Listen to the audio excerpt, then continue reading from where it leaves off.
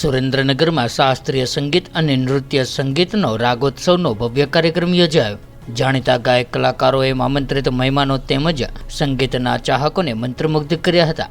હાલની વ્યવસ્થા તથા તણાવભરી જીવનશૈલીમાં સંગીત એ એક સારવાર રૂપ છે, ત્યારે ગુજરાત રાજ્ય સંગીત અને નાટક અકાદમી ગાંધીનગરના આર્થિક સહયોગ તેમજ સુરેન્દ્રનગરના નાદ બ્રહ્મ સંસ્થા દ્વારા આયોજિત શાસ્ત્રીય ગાયન, વાદન અને નૃત્ય સમારોહનું રાગોત્સવ કાર્યક્રમનું આયોજન હાથ ધરવામાં આવ્યું હતું। ત્યારે આ કાર્યક્રમમાં સુરેન્દ્રનગર વઢવાણ સીયુષા મેડિકલ હોલ ખાતે આયોજન કરવામાં આવ્યું હતું, જેમાં શ્રી ડોક્ટર ભગવતી પ્રસાદ ગમારા દ્વારા વિસરાતું જતું ધ્રુપદ ગાયન રાગ કલ્યાણમાં પ્રસ્તુત કર્યું હતું અને શ્રી દિલીપ મહેતા જેઓ શ્રી હરિપ્રસાદ ચોરસિયાજીના શિષ્ય છે, તેમણે તેમના મધુર બાંસુરી વાદનથી રાગ દુર્ગાને પ્રસ્તુત કરી હતી। આ સાથે જ શ્રી વિપુલભાઈ ત્રિવેદી દ્વારા રાગ બાગેશ્રીમાં શાસ્ત્રીય ગાયન રજૂ કરીને શ્રોતાઓને મંત્રમુગ્ધ કરીને લોકોના દિલ જીત્યા હતા। તેમજ સહયોગી વાઘ કલાકાર વૃંદના કલાકારો જે યુવાનો હતા તેમણે પણ તાનપુરો, પખાવ, વાયોલિન અને તબલા હાર્મોનિયમથી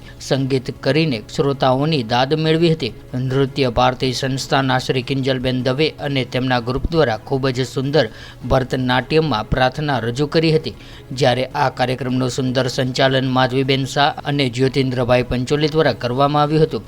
તેમજ સુરેન્દ્રનગર શહેરીજનોને શાસ્ત્રીય સંગીત સાંભળવાની તાલાવેલી તેમની ઉપસ્થિત અને દાદ આપવાની સમય સૂચકતા પરથી સ્પષ્ટ વર્તાઈ હતી। શહેરના લોકોએ ઘણા સમય બાદ એક સંપૂર્ણ શાસ્ત્રીય સંગીતનો કાર્યક્રમ માણી આનંદ મેળવીને ખુશ થયા હતા, જ્યારે સુરેન્દ્રનગરની ધરતી પર શાસ્ત્રીય સંગીતની જ્યોતને ઝળહળતી રાખવા સુરેન્દ્રનગર નાદ બ્રહ્મ સંસ્થા દ્વારા પ્રશંસનીય પ્રયાસ કરવામાં આવ્યો હતો। આભાર ફરી એકવાર સાહેબ શ્રી ભગવતીભાઈ ગમારા અને તેમના વાદ્ય વૃંદના સૌ ઉત્તમ કલાકારોને આપણે એકવાર ફરી તાળીઓથી વધાવીએ। ખૂબ ખૂબ આભાર। સંસ્થાના પ્રોટોકોલ મુજબ આપણે ધ્રુપદ ગાયક શ્રી ભગવતીભાઈ ગમારા તથા સાથી કલાકારોને ગુજરાત નાટ્ય અને સાહિત્ય એકેડમી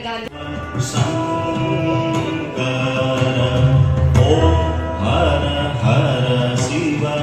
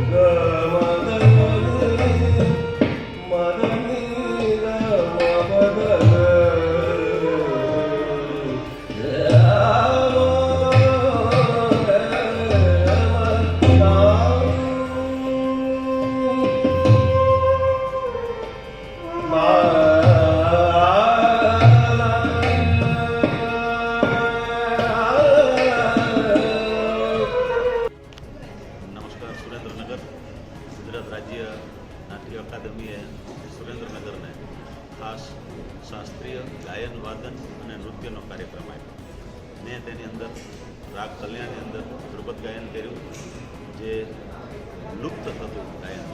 એના પછી વાંસળી વાદન દીપલ મહેતાએ, એના પછી વિપુલભાઈ ત્રિવેદીએ રાગ ભાગેશ. આજના કાર્યક્રમનો હેતુ મુખ્ય એ હતો કે આ તણાવભરી અને ભાગદોડવાળી પરિસ્થિતિમાં અત્યારના લોકો રાગ દ્વારા રોગ નિવારણ કરી અને માનસિક શાંતિ મેળવી આધ્યાત્મિક ઊંચાઈ પ્રાપ્ત કરે, એ હેતુ સબબ ગાયન વાદન અને નૃત્યનો પ્રયોગ. પ્રાચીન સમયમાં આપણે ઘણું જાણીએ છીએ કે નાદ દ્વારા ઈશ્વરની પ્રાપ્તિ થાય છે. એમાં કબીર, મીરાબાઈ, તુલસીદાસ, નરસિંહ મહેતા, ઘણા ઉદાહરણો આપણી પાસે છે. તો આ આધ્યાત્મિક વાતાવરણ ઊભું કરી અને રાગ દ્વારા રોગ મટાડો અને આધ્યાત્મિકતા તરફ, ઉચ્ચતા તરફ આપણે બધા જીવો ગતિ કરીએ, એ કાર્યક્રમનો હેતુ હતો. ગામના મેક્સિમમ લોકોએ માણ્યું, સાંભળ્યું. એ બધા સિવાય પ્રોપર જગ્યાએ દાદ આપ્યો, એટલે હજી સુકાણું નથી એવું લાગ્યું. એકંદરે બહુ મજા આવી.